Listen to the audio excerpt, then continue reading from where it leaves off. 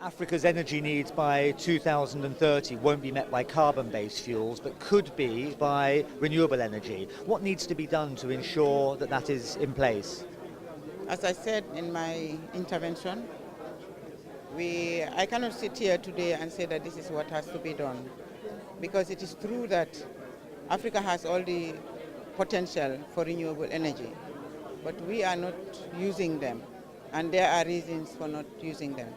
For example, from my own particular practical experience, solar energy is very expensive. The instruments are very, very expensive. We have tried them at home. We have been trying this for a very long time, but it is not working. What we need is, we need to find out why are they not working. And then wind energy, why haven't we used wind energy? All those studies that have to be in place, and those are the ones that will inform us, so that we can have our policies, the right policies in place. But we don't just want to go ahead with policies of renewable energy without enough studies. But what we know is, if we continue with our fossil fuels, that is what we know, and that is what we have been using. By 2030, we are sure this is what we have been using this year, and then we take into consideration growth, and then by 2030, it all has to be calculated. Okay, by 2030, this is the population, this is what is expected, these are the increases, and in terms of fossil fuel, this is what we need. Now, to translate that into renewable energy, there must be some studies that will be done, if not research. And who would do those studies? Would that come from outside of Africa, within Africa? Do you need the help of the international community to ensure the right studies are done? We need the help of the international community, because we are in a multilateral discussion here, and that means that the international community. And what we are doing here, why we are promoting renewable energy?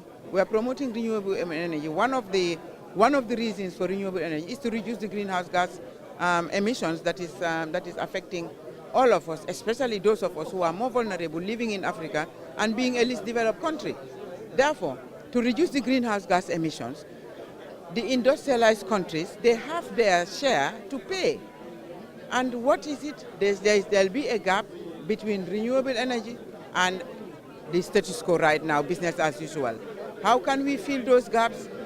According to the discussions under the UNFCCC, which is dealing with the greenhouse gas emissions, the industrialized countries have to contribute, and it does not have to depend on the ODA.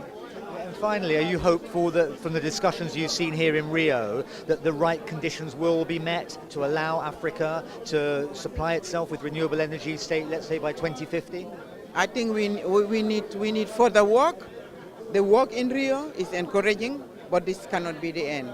There must be further work from here that will inform policies, that will inform decisions, that will inform technologies. We need the technologies.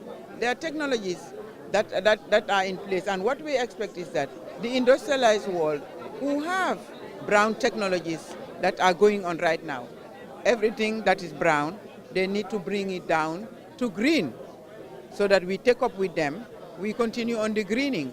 It will be a step by step, of course. So they'll start with greening their brown economies, and then that will reduce some greenhouse gases. We will start with the economy that is green, if possible, if everything is in place, and then we reduce the greenhouse gases, then we go together.